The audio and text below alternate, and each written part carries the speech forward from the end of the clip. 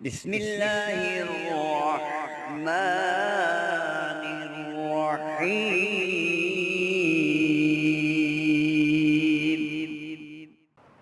نحمده ونصلي على رسوله الكريم، اما بعد فاعوذ بالله من الشيطان الرجيم، بسم الله الرحمن الرحيم۔ محترم سامعین، السلام علیکم ورحمۃ اللہ وبرکاتہ۔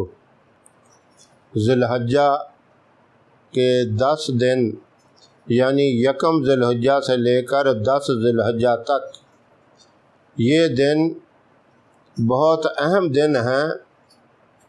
ان دنوں کی اللہ نے سورہ فجر کے اندر قسم کھائی اور ان کی عظمت کو بیان فرمایا، والفجر ولیال عشر والشفع والوتر۔ ان کے اندر یہی بتایا گیا کہ یہ 10 دن اللہ کے ہاں عبادت کے لیے، وظائف کے لیے، اللہ کا قرب حاصل کرنے کے لیے بہت ہی مبارک دن ہے۔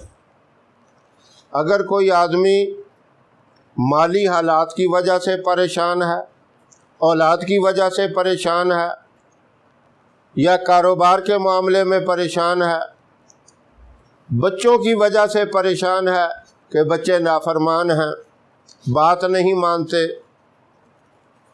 پڑھائی میں ان کا کوئی شوق نہیں، نماز کی پابندی نہیں کرتے، کوئی بھی معاملہ ہے، مکمل ذہن کے اندر وہی تصور رکھ کے آپ نے یہ وظیفہ کرنا ہے جو میں ابھی بتانے والا ہوں۔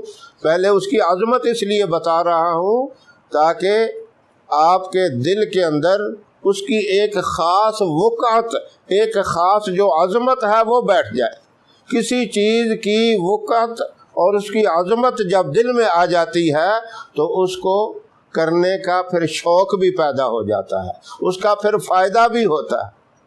وہ وظیفہ ہے سورہ محمد صلی اللہ علیہ وسلم، پوری صورت آپ نے پڑھنی ہے۔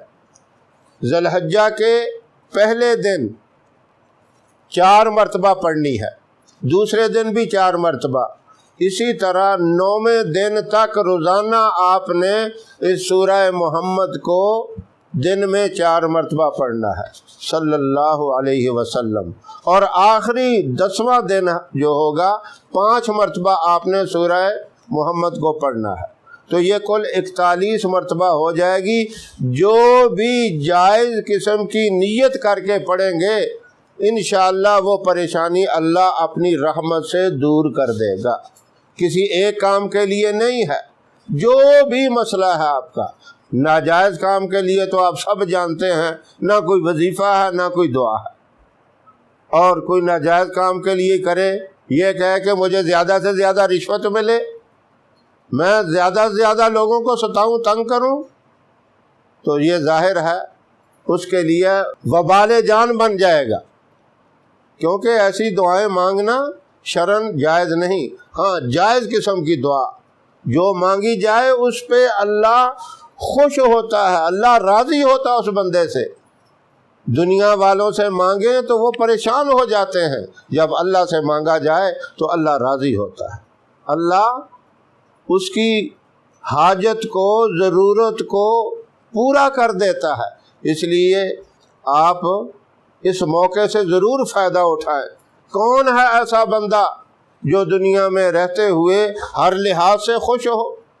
کوئی نہ کوئی پریشانی ہر بندے کو ہوتی ہے، مالدار ہے تو اس کو بھی پریشانی ہے، غریب، مفلس، نادار، تنگ دست ہے تو اس کو بھی پریشانی ہے، بادشاہ پریشان ہیں، بڑے بڑے سرمایہ دار پریشان ہیں، اگرچہ ان کی الگ قسم کی پریشانیاں ہیں لیکن پریشانی ضرور ہے۔ یہ وظیفہ سورہ محمد صلی اللہ علیہ وسلم والا ہر بندہ کر سکتا ہے، مرد حضرات کر سکتے ہیں، میری محترم مائیں، بہنیں، بیٹیاں بھی یہ وظیفہ کر سکتی ہیں۔ قرآن پاک پڑھنے کا ثواب الگ اور پریشانیاں، مصیبتیں دور ہونے کا فائدہ الگ، دونوں فائدے ہیں۔ یہ मुबारक वजीफ़ा अल्लाह इन मुबारक दिनों में मुझे भी आप तमाम सामीन को करने की तौफीक अता फरमाए। हमारी वीडियो आपको पसंद आए इसे लाइक करें, शेयर करें, हमारे चैनल को सब्सक्राइब ज़रूर करें और साथ वाले बेल आइकन बटन को दबाएं ताकि हमारी हर आने वाली नई वीडियोज़ की अपडेट आप तक आसानी से पहुंच सके। अल्लाह आपका हामी और नासर रहे। इंशाअल्लाह फिर किसी नए वजीफ़े के साथ आपकी खिदमत में हाज़िर होंगे।